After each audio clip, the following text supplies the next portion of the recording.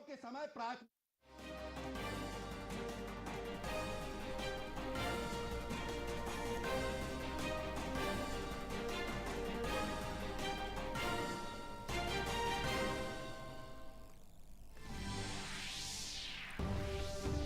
BJP leader Amit Shah ने छत्तीसगढ़ के राजनांदगांव में परिवर्तन संकल्प महासभा से किया खिताब। कहा, भूपेश बघेल ने छत्तीसगढ़ को बनाया कांग्रेस के दरबार का एटीएम। खुशामदी की और वोट की बैंक की सियासत का लगाया इल्जाम। साबिक वजीर आला रमन सिंह के पर्चा नामजदगी में हुए शामिल।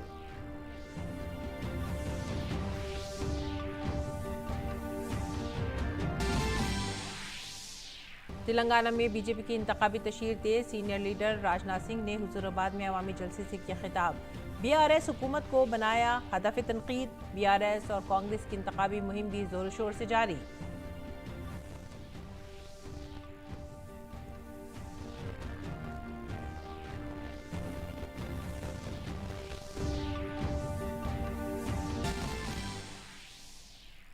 वजीर खारजा डॉक्टर एस जयशंकर वियतनाम के दौरे पर। वजीर खारजा ने वियतनाम में डिप्लोमेटिक एकेडमी में इंडो पैसिफिक में भारत के मौजू पर प्रोग्राम से किया खिताब। कहा, बहरुल खित्ते की तरक्की के लिए भारत करेगा भरपूर ताउन।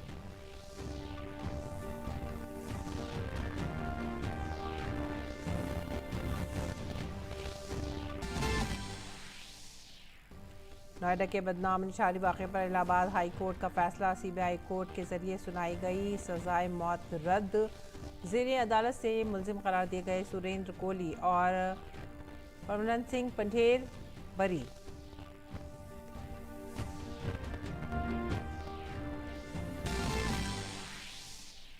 इसराइल ने गजा में जंगबंदी की खबरों की तरदीद की। दोनों ममालिक के दरमियान जंग जारी। अमरीकी वज़ीर ख़ारजा ब्लिंकन ने कहा, मुख्तलिफ ममालिक के दरमियान बातचीत का सिलसिला जारी।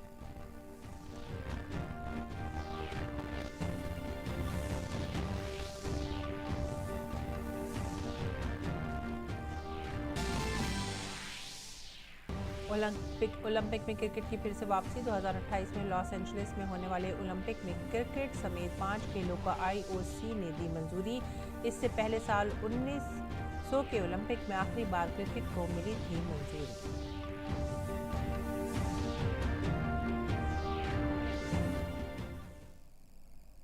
आदाब नाज़रीन, उर्दू खबरों में आप सभी का खैर मकदम है। नजर डालते हैं इस वक्त की खास खबरों पर।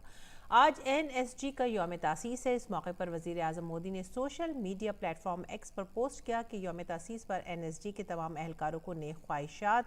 एनएसजी ने मजबूती से ख़ुद को एक बेहतरीन फोर्स के तौर पर कायम किया है और हमें मुख्तलिफ ख़तरात से महफूज रखा है। इस ख़ास मौके पर मैं फ़ोर्स के तमाम बहादुर एहलकारों की सताइश करता हूँ, जिन्होंने अपने फ़राइज़ निभाने के दौरान अपनी कौम के तई दरीना मोहब्बत और मिसाली हिम्मत और बहादुरी का मुजाहिरा किया है। और वज़ीर दाखिला अमित शाह ने राजनांदगांव छत्तीसगढ़ में बीजेपी की परिवर्तन संकल्प महासभा से खिताब किया। उन्होंने कहा कि रियासत के वज़ीर आला भूपेश बघेल ने रियासत को कांग्रेस की बदनवानी का एटीएम बना दिया है। करप्शन का ये सिलसिला छत्तीसगढ़ से दिल्ली तक फैला हुआ है।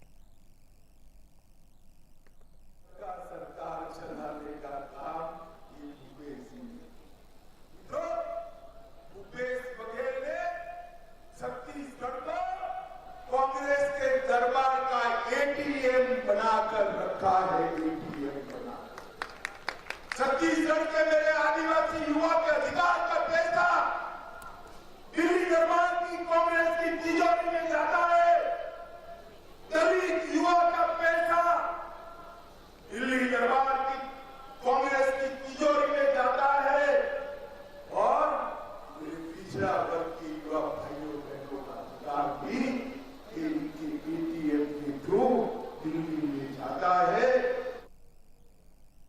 रियासत के तमाम घोटालों को बयान करते हुए अमित शाह ने कहा कि जहां भी कांग्रेस जाती है, पटवारी से लेकर वजीर आला तक बदनवानी में मुलविस हो जाते हैं। मुल्क के अवाम कांग्रेस की बदनवानी को मजीद बर्दाश्त नहीं कर सकते। कि इतनी बड़ी सूची मैंने मेरे सार्वजनिक जीवन में कहीं नहीं देखी। शराब घोटाला, 2000 करोड़ रुपए का शराब घोटाला, इनके ऑफिस के अफसरान जेल में जाते हैं और उनको शादी में भी चैन नहीं आता है, कहीं वो मुंह न खोल दे, इसलिए डर कर घर में शादी कराते हैं। कोयला परिवहन घोटाला 550 करोड़ का किया। प्रधानमंत्री गरीब अन्न योजना में 5000 करोड़ का घोटाला किया। गोठान घोटाला 1300 करोड़ से ज्यादा रुपयों का घोटाला किया। 600 करोड़ का उन्होंने पीडीएस घोटाला फिर से किया। महादेव ऐप का 5000 करोड़ का घोटाला करने का काम भूपेश बघेल सरकार ने किया। मरकजी वजीर दाखिला अमित शाह आज शाम मगरबी बंगाल का भी दौरा करेंगे। इस दौरान वो कोलकाता के सियालदा में दुर्गा पूजा पंडाल का भी इफ्तिताह करेंगे। ये पंडाल राम मंदिर की थीम पर बनाया गया है। दुर्गा पूजा मगरबी बंगाल का सबसे बड़ा त्यौहार है। अमित शाह इससे कबल त्यौहार के दौरान रियासत का दौरा कर चुके हैं। कल वजीर दाखिला अमित शाह ने नवरात्रि के पहले दिन गुजरात के मानसा गांधीनगर में माता मंदिर में पूजा की। अमित शाह ने मानसा के मंदिर में अपने पूरे खानदान के साथ आरती में हिस्सा लिया था। मरकजी वजीर दाखिला अमित शाह ने त्यौहार के मौके पर हमवतनों को मुबारकबाद दी है।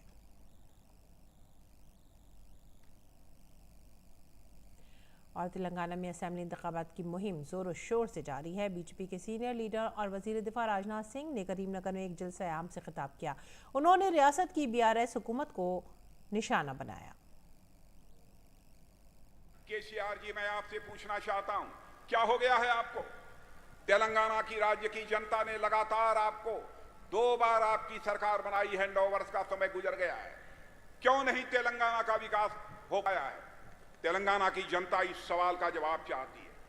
तेलंगाना को डेवलपमेंट का पोटेंशियल तेलंगाना के लोगों के अंदर है। तेलंगाना के लोग परिश्रम करने वाले हैं, हार्ड वर्क करने वाले हैं, स्किल है, कुशलता है, गुणवत्ता है, सब कुछ कर सकते हैं। फिर भी केसीआर जी, मैं इस सवाल का जवाब चाहता हूं, क्यों नहीं तेलंगाना राज्य का विकास हो पाया? यह हिंदुस्तान की जनता इस सवाल का आपसे जवाब चाहती है। बेंगलुरु में महकमा इनकम टैक्स के छापे के दौरान करोड़ों रुपए की बरामदगी का मामला तूल पकड़ रहा है। इस छापे के दौरान 42 करोड़ रुपए जब्त किए गए हैं। बीजेपी इस मामले की सीबीआई जांच का मुतालबा कर रही है। बीजेपी इस मामले में वजीर आला और नायब वजीर आला के खिलाफ भी महाज खोल रही है। बीजेपी इन दोनों पर बदनवानी का इल्जाम लगा रही है। इस मामले पर बीजेपी ने पोस्टर वॉर भी शुरू कर दिया है। बीजेपी ने वजीर आला पर कलेक्शन मिनिस्टर होने का इल्जाम लगाया है। बीजेपी ने वजीर आला और नायब वजीर आला के इस्तीफे का मुतालबा करते हुए मुख्तलिफ जिला और ताल्लुका हेडक्वार्टर्स पर मुजाहरा किया। बीजेपी ने इल्जाम लगाया कि जब्त शुदा नकदी कांग्रेस की है। बीजेपी ने कांग्रेस पर इल्जाम लगाया कि वो इंतखाबात के लिए चंदा इकट्ठा करने के लिए इंतखाबात वाली 5 रियासतों में एटीएम हुकूमत चला रही है। और बीजेपी लीडर रविशंकर प्रसाद ने बदनवानी के मामले पर कर्नाटक की कांग्रेस हुकूमत को आड़े हाथों लिया है। उन्होंने कहा है कि मुल्क के अवाम कांग्रेस लीडर राहुल गांधी और प्रियंका गांधी से पूछना चाहते हैं कि रियासत में कांग्रेस लीडरों से तकरीबन 150 करोड़ रुपए किस तरह जब्त किए गए हैं। आज बदनवानी और कांग्रेस एक दूसरे के मुतरादिफ बन चुके हैं। कांग्रेस के प्रदेश के नेताओं से क्या पूछें? हम उम्मीद करेंगे राहुल गांधी कुछ बोलेंगे, जरूर कुछ बोलेंगे, क्योंकि 50 करोड़ रुपया अगर कैश सीज होता है तो बहुत बड़ी बात है ना।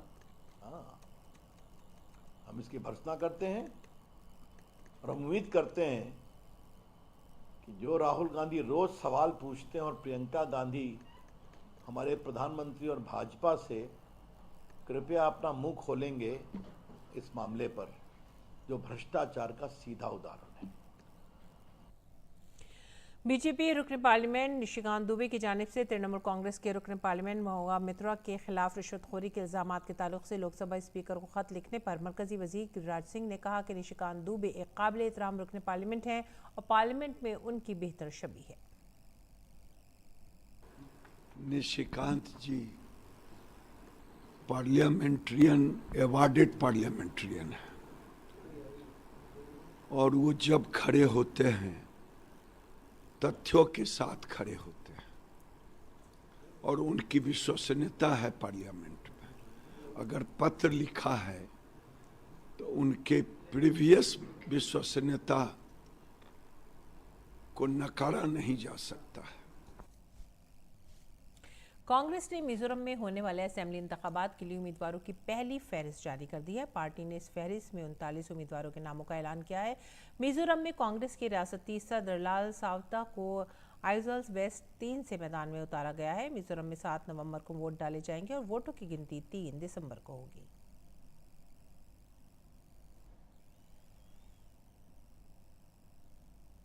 और कांग्रेस के रुकन पार्लियामेंट राहुल गांधी ने मिजोरम में अपनी रैली की। उन्होंने कहा कि अगर हमें रियासत में आवाम की हिमायत हासिल होती है तो सबसे पहले हम नौजवानों के रोजगार में इजाफा करेंगे।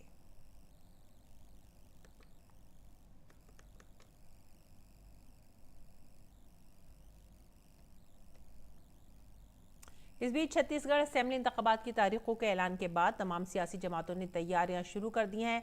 इस दौरान भारतीय जनता पार्टी ने आज से रियासत में इंतखाबी मुहिम शुरू कर दी है। मरकजी वजीर दाखिला अमित शाह आज से रियासत में इंतखाबी मुहिम और रैली में हिस्सा लेने के लिए छत्तीसगढ़ के दौरे पर हैं। छत्तीसगढ़ के साबिक वजीर आला रमन सिंह आज राजनांदगांव में अपना पर्चा नामजदगी दाखिल करेंगे। इस दौरान रमन सिंह के साथ मरकजी वजीर दाखिला अमित शाह भी मौजूद रहेंगे और पार्टी ने रमन सिंह की नामजदगी के लिए जोरदार तैयारियां भी की हैं।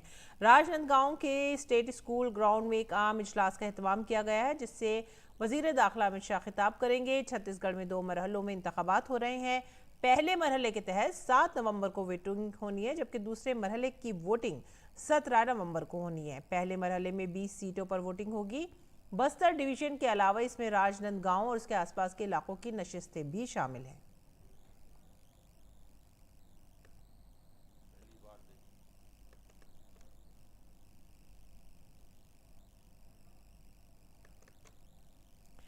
इलाहाबाद हाईकोर्ट ने नोएडा के मशहूर निठारी केस में सुरेंद्र कोहली और मनिंदर सिंह पंढेर की सजाए मौत को मनसूख कर दिया है। हाईकोर्ट ने दोनों मुलजिमान की 14 दरख्वास्तों पर फैसला सुना दिया। अदालत ने गाजियाबाद की सीबीआई अदालत की तरफ से सुनाई गई सजा के खिलाफ अपीलों पर फैसला सुनाया है।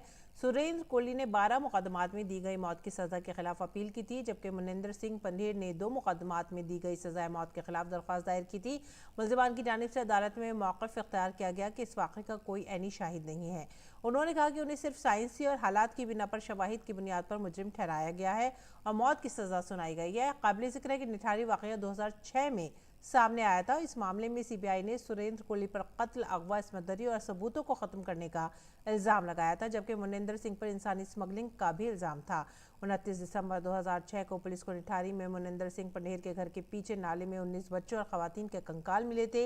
इस सिलसिले में पुलिस ने मनिंदर सिंह पंढेर और नौकर सुरेंद्र कोहली को गिरफ्तार किया था। बाद में इस केस की तहकीकात सीबीआई को सौंप दी गई थी।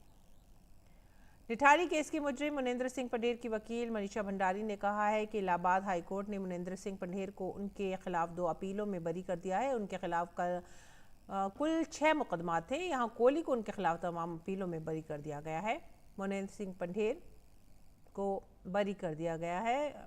उन पर से 2 अपील्स थी, यानी 2 रेफरेंस थी, जिसमें फांसी हुई थी सेशंस कोर्ट गाजियाबाद से। दोनों मुकदमों में आज इलाहाबाद हाईकोर्ट ने मनिंदर सिंह पंढेर को बरी कर दिया है, बाइज्जत बरी कर दिया है। सुरेंद्र कोहली को भी बाकी जितने भी अपीलें यहाँ पर थी सब में बरी कर दिया गया। कितने केसेस में अपील की गई थी और कितने में फांसी? कोहली में मेरे ख्याल से 14 के आसपास थी, 14 थे शायद, हाँ 12 नहीं मिलाकर 12 या 14 देयर वर 14 केसेस, तो सब में बरी कर दिया गया है। और पंढेर के खिलाफ सिर्फ 2 थी, तो उन दोनों में बरी कर दी। अपोजिशन इत्तेहाद की बातचीत के दरमियान मध्य प्रदेश में कांग्रेस और समाजवादी पार्टी आमने सामने नजर आ रही हैं। दोनों पार्टियों ने असेंबली इंतखाबात में एक दूसरे के खिलाफ उम्मीदवारों का ऐलान किया है। मध्य प्रदेश में अब तक जारी उम्मीदवारों की फहरिस्त में दोनों पार्टियां 5 सीटों पर एक दूसरे के खिलाफ मैदान में होंगी। समाजवादी पार्टी ने मध्य प्रदेश में असेंबली इंतखाबात के लिए 9 उम्मीदवारों की फहरिस्त जारी की थी। माना जा रहा है कि इत्तेहाद के दावों के बावजूद दोनों पार्टियां मध्य प्रदेश में साथ नहीं चल सकी और अब वो इंतखाबी जंग में एक दूसरे के खिलाफ लड़ने में मसरूफ हैं। और वजीर ख़ारजा डॉक्टर एस जयशंकर ने वियतनाम की डिप्लोमेटिक एकेडमी में इंडो पैसिफिक में भारत प्रोग्राम से खिताब किया। उन्होंने कहा कि भारत हिंद बहरुल काहिल की तरक्की के लिए अपना मुकम्मल ताउन करेगा। प्रोग्राम में उन्होंने आसियान की अहमियत को उजागर किया और क्वाड के ताउन पर भी रोशनी डाली।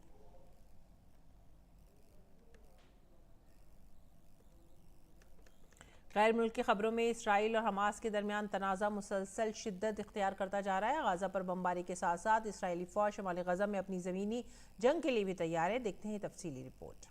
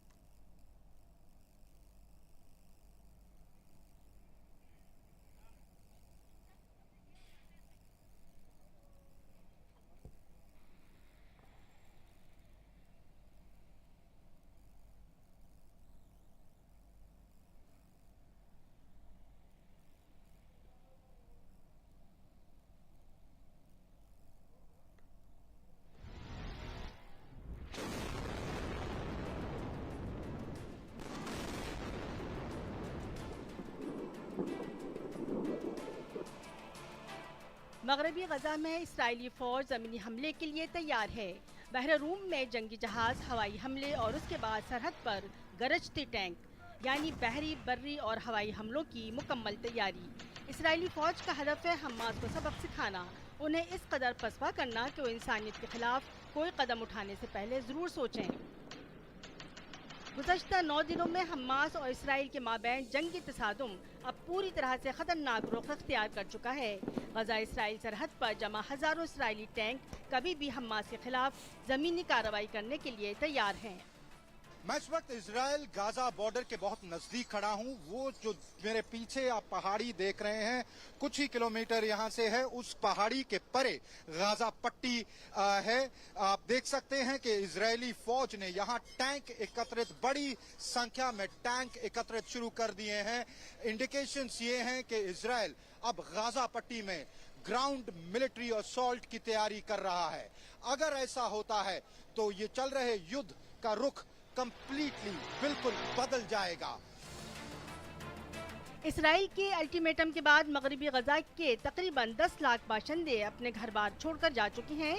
हिजरत करने वालों की परेशानी के मद्देनजर आलमी रहनुमा इस मसले को सुलझाने की हर मुमकिन कोशिश कर रहे हैं। अमेरिका के वजीर खारजा मगरबी एशिया के दौरे पर हैं। उन्होंने सऊदी वली अहद से लेकर सभी से गुफ्तगू की है। गजा में पैदाशुदा इंसानी बहरान को हल करने के लिए सऊदी अरब की जानिब से भी कोशिशें जारी हैं। वहीं बरतानिया के वजीर खारजा जेम्स क्लेवरी ने भी गजा में रहने वाले अवाम के तहफ़्फ़ुज़ की बात की है। इजराइल को अपनी रक्षा करने और गजा से आने वाले हमास के आतंकवादी हमलों से खुद को बचाने का अधिकार है। अपने नागरिकों को बचाना इजराइल का कर्तव्य है और मैंने इस मुद्दे को हर बातचीत में उठाया है। मैंने इस मुद्दे पर इजरायली सरकार के साथ भी बातचीत की है। पोप फ्रांसिस ने हमास के जरिए अगवाशुदा अफराद और बेगुनाह अवाम को तहफ़्फ़ुज़ देने की अपील की है। इजराइल और फिलिस्तीन में जो कुछ हो रहा है बहुत पीड़ादायक है। मैं बंधकों की रिहाई के लिए अपना आह्वान दोहराता हूँ। मैं दृढ़ता से मांग करता हूँ कि बच्चे, बीमार, बुजुर्ग, महिलाएं और नागरिकों को संघर्ष का शिकार न बनाया जाए। मैं मानवीय कानून का सम्मान करने का आह्वान करता हूँ, खासकर गजा में जहाँ मानवीय कॉरिडोर की गारंटी और पूरी आबादी को बचाने की तत्काल आवश्यकता है। इन 7 दिनों में अगर मरने वालों की तादाद देखी जाए तो गजा में तकरीबन 2300 लोग जाँ बहक हुए हैं। वहीं गजा में अस्पताल, दवाइयाँ और लोगों के इलाज का भी बहरान हो रहा है। दूसरी जानिब इसराइल में 1300 लोग मारे गए हैं, जिनमें 279 इसराइली फौजी भी शामिल हैं। अभी भी हमास के कब्जे में इसराइली लोग हैं। इसराइली फौज के मुताबिक 126 लोग अभी भी कैदी हैं। उन्हें जुनूबी इसराइल के सैदरात खत्ते से 7 अक्टूबर को कैदी बनाया गया था। हम गाजा शहर से लोगों को निकाल रहे हैं। हम लोगों को दक्षिण में नाहल आजा की ओर ले जा रहे हैं। अब तक सैकड़ों हजारों लोगों को निकाला जा चुका है। हमने अब तक इजराइल डिफेंस फोर्सेज के शहीद सैनिकों और शोक संतप्त परिवारों के 286 परिवारों को सूचित किया है। हमने 126 परिवारों को लापता व्यक्तियों और बंधकों के बारे में भी सूचित किया है। 7 दिनों में हमास के ठिकानों पर इसराइल की फौज ने डटकर बमबारी की। हमास के नकबा कमांडो फोर्स के कंपनी कमांडर अली कादी भी जाँ बहक हो गए। फलस्तीन की तंजीम हमास ने इस महीने की 7 तारीख को इसराइल पर हमला कर दिया था। उसके बाद इसराइल मुस्तकिल जवाबी कार्रवाई कर रहा है।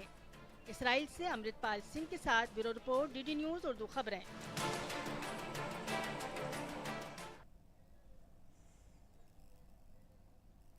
गाजा पट्टी से मुंसलिक मिस्र की सरहद पर वाक़ रफ़ाह क्रॉसिंग को 5 घंटे के लिए खोला जाएगा। मकामी मीडिया रिपोर्ट्स के मुताबिक इसे मकामी वक्त के मुताबिक सुबह 9 बजे से 5 घंटे के लिए खोला जा रहा है। इसके ज़रिए दोहरी शहरियत के हामिल गैर मुल्की शहरियों को रफ़ा सरहद के ज़रिए गाजा से बाहर जाने की इजाज़त होगी। इसके अलावा इंसानी इमदाद ले जाने वाले ट्रकों को गाजा की पट्टी में दाखिल होने की इजाज़त भी होगी। अमरीकी महकमा खारजा ने गाजा की पट्टी के जुनूबी सिरे पर रफ़ा क्रॉसिंग खोलने से मुतालिक एक एडवाइजरी जारी करते हुए कहा है कि सरहदी गुजरगाह पर हालात गैर मुस्तहकम और गैर मुतवक्किल रहने का इम्कान है।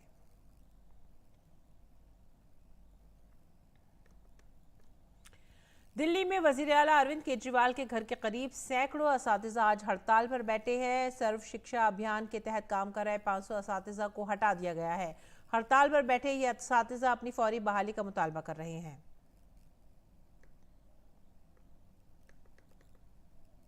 और अगली खबर, इन्फोर्समेंट डायरेक्टरेट ने बैटिंग ऐप मामले में छत्तीसगढ़ के दुर्ग और राजनांदगांव में छापे मारे हैं। ईडी ने ऑनलाइन बैटिंग ऐप के कारोबार से वाबस्ता सौरभ चंद्राकर के साथ करीबी साथियों के घरों पर भी छापे मारे हैं। कुछ दिन पहले ईडी ने सौरभ चंद्राकर के 417 करोड़ रुपए के गैर कानूनी असासों को जब्त किया था। इस मामले में ईडी ने निस्फ दर्जन से ज्यादा लोगों के ठिकानों पर छापे मारे हैं। ईडी ने म्यूनिसिपल कॉर्पोरेशन में ठेकेदार नेहरू नगर ईस्ट के रहने वाले दीपक सावलानी उर्फ जयदीप के घर की भी तलाशी ली। मुलजिम के खिलाफ दस्तावेजात की ईडी की तरफ से जांच की जा रही है ताकि महादेव स्टे ऑनलाइन के अहम सरगना सौरभ चंद्राकर और रवि अप्पल के लिंक्स का पता लगाया जा सके। भारतीय जनता पार्टी के कौमी सदर जयप्रकाश नड्डा उदयपुर के दौरे पर हैं। उदयपुर हवाई अड्डे पर पहुंचने पर बीजेपी के रियासती सदर सीपी जोशी ने कौमी सदर जेपी नड्डा का इस्तकबाल किया।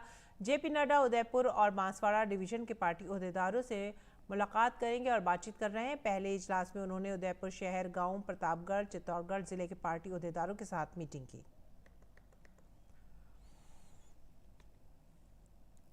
और आइए रुख करते हैं खेल की खबरों का। 2028 में लॉस एंजलिस में होने वाले ओलंपिक गेम्स में क्रिकेट को शामिल कर लिया गया है। लॉस एंजलिस में क्रिकेट समेत 5 खेलों को शामिल करने की सिफारिश मंजूर कर ली गई है। ये फैसला मुंबई में जारी IOC के इजलास में लिया गया है। इस सीजन में क्रिकेट के साथ साथ baseball, softball, flag football, lacrosse और स्क्वैश को शामिल किया गया है। LA28 में क्रिकेट के दाखिले को बैनुल-अक़वामी ओलंपिक कमेटी ने आज मुंबई में 141वें IOC सेशन में बाज़ाब्ता शक्ल दी है।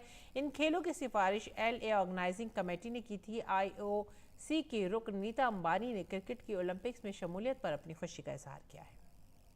The inclusion of cricket in the Olympics will create deeper engagement for the Olympic movement in newer geographies and at the same time provide a boost to cricket's growing international popularity. I thank and congratulate the IOC and the LA Organizing Committee for their support to this landmark decision.